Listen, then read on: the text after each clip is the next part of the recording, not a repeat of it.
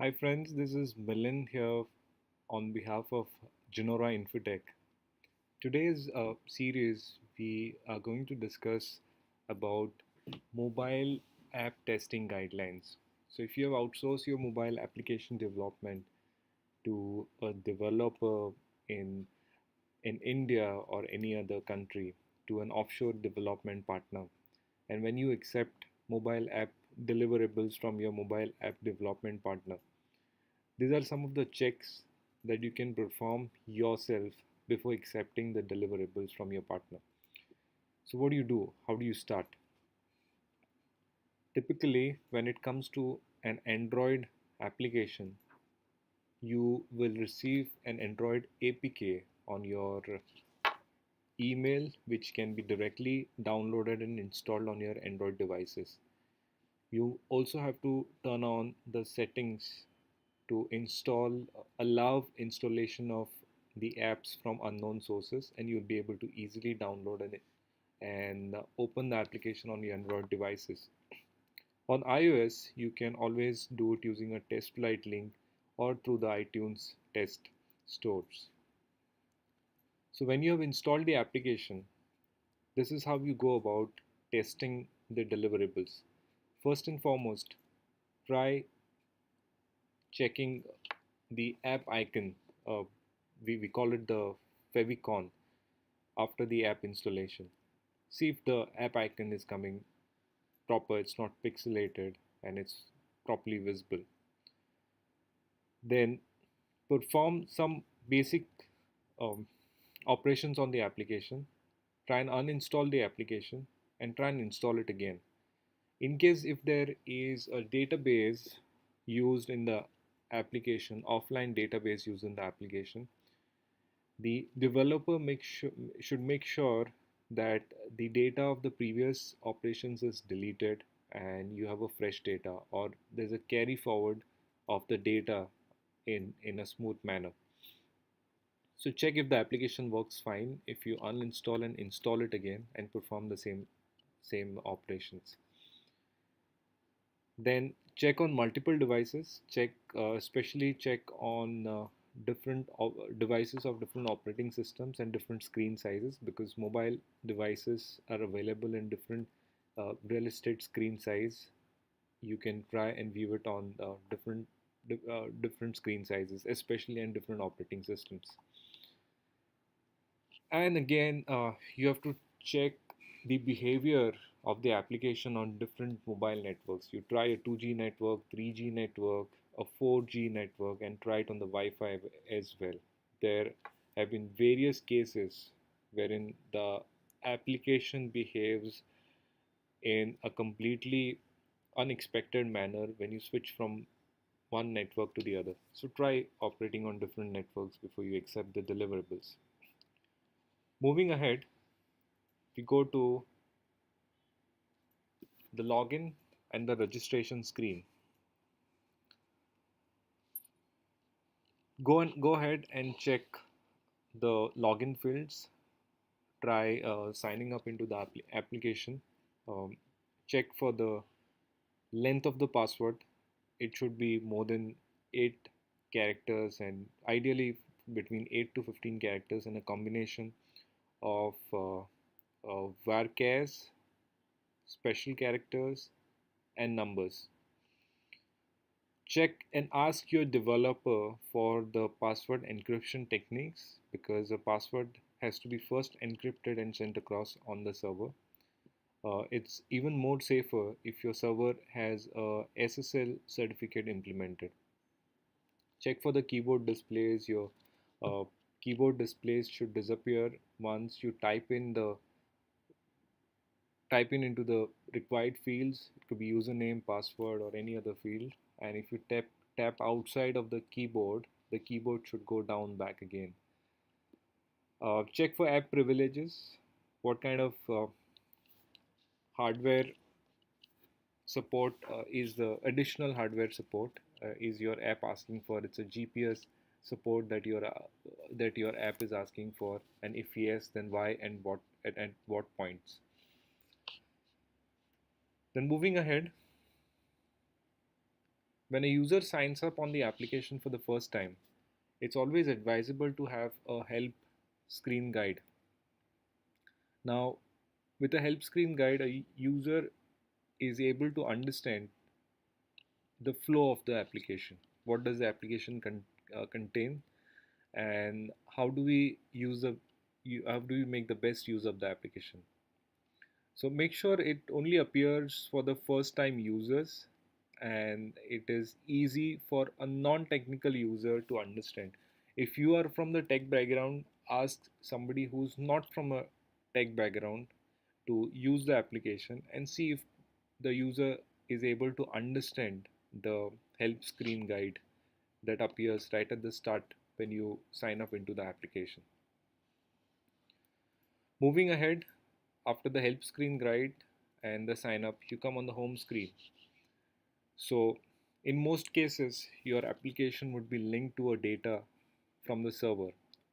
So, try and refresh the data and the see and check for the amount of time it takes to load the data on the home page.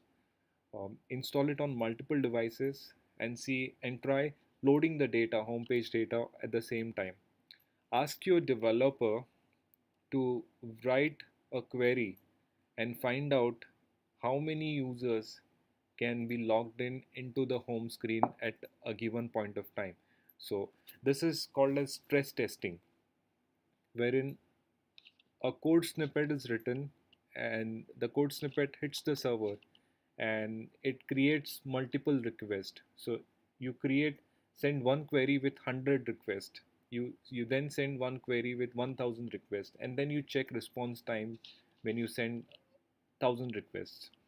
And there comes a point when you realize that after you have about 5,000, 10,000, or a million users inquiring for the database, same database on the same screen, the app just crashes. So this is called stress testing, wherein you check the load times, you check the highest amount of load that your application can take up. Then moving ahead, we check for the usability testing. Uh, the application has to be very user friendly. That is when the user experience comes into picture. Check for a very smooth user interface, and make sure it's easy for everyone to understand.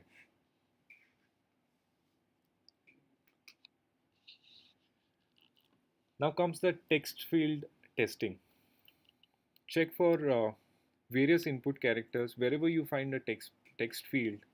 Uh, Type special characters, type alphabets, numerical characters, type if it's a numeric field, type in some characters if it's supposed to be a numeric field. For instance, if it's a mobile number and your text field is still accepting characters, that's not allowed. So you have to be very specific about the type of data that goes into a particular text field or a text area. Then what is the data limit?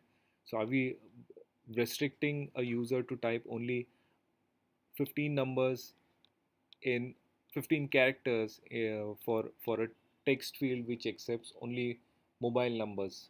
So check if there's a data limit set into each text text box or text area that is being used into your mobile application.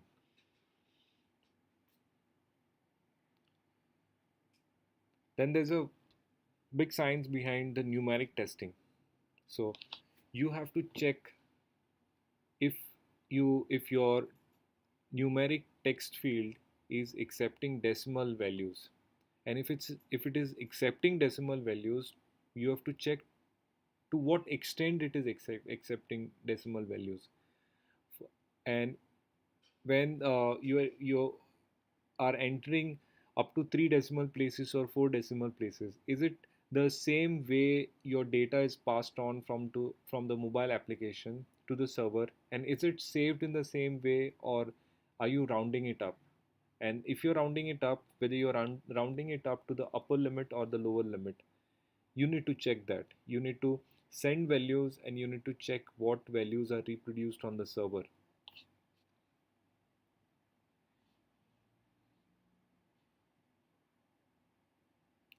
Then comes the most important part, which is the performance testing. As I mentioned earlier, you need to check the response time, and it starts with one device. You try go loading data on different screens and check for the time it takes to load the data on each screen. Now, this is at the individual level, wherein you are checking as one individual user. But there is a method called as stress testing, wherein you can write a query and check for response time if 10 users are requesting the same data. If 100 users are requesting the same data, what what would be the response time in that case? And you can check it for n number of users till the time your server stops responding at a given time, which is called the stress limit that comes into picture. You can always ask your developer to give these results to you. While you're using the application, check for the memory usage, battery usage, and network usage. These statistics will be available to you on your mobile device in your settings option.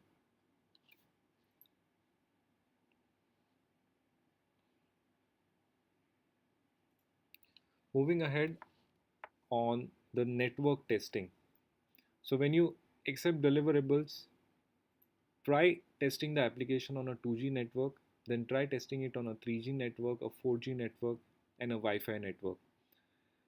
Now at the same time, when you're using the application, switch the network from a 4G to a Wi-Fi and vice versa, and check how the application behaves if a network type is changed.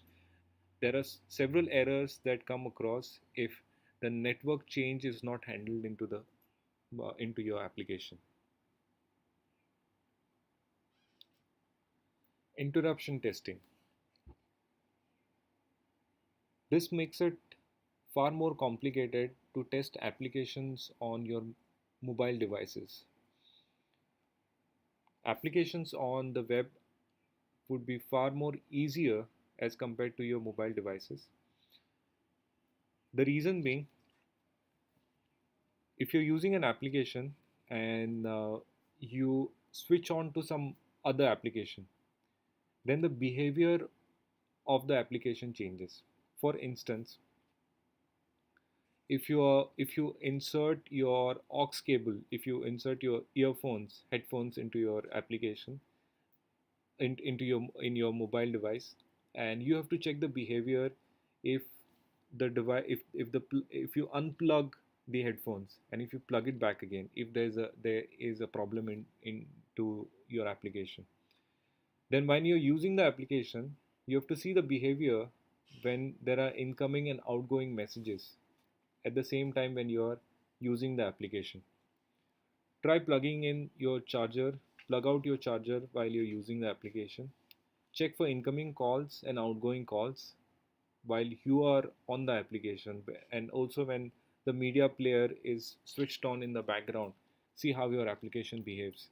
And also when you're on the app and you receive notifications from some other applications, is your app getting halted or it just performs smoothly? Then comes push notifications. There are two types of push notifications. One is when your application is in foreground, that is when you're using the application. And the other is when your application is in the background, when you're not using the application. So you have to check, ask your developer about the kind of notifications that you have used, and you have to check the notifications if they still come when your app is in the foreground or background. Try for background applications, for background push notifications, try clearing your application from the background. That is, from the menu options, you clear the applications, all the applications from the background, and see if you still receive the push notifications. check when the user is logged in into the application, and also check when the user has logged out of the application. And again, when a push notification is received, and if you're on a third party applications, check for the behavior in that case as well. And then type of push notifications, and what is the behavior when you uh, when you tap on those notifications yourself.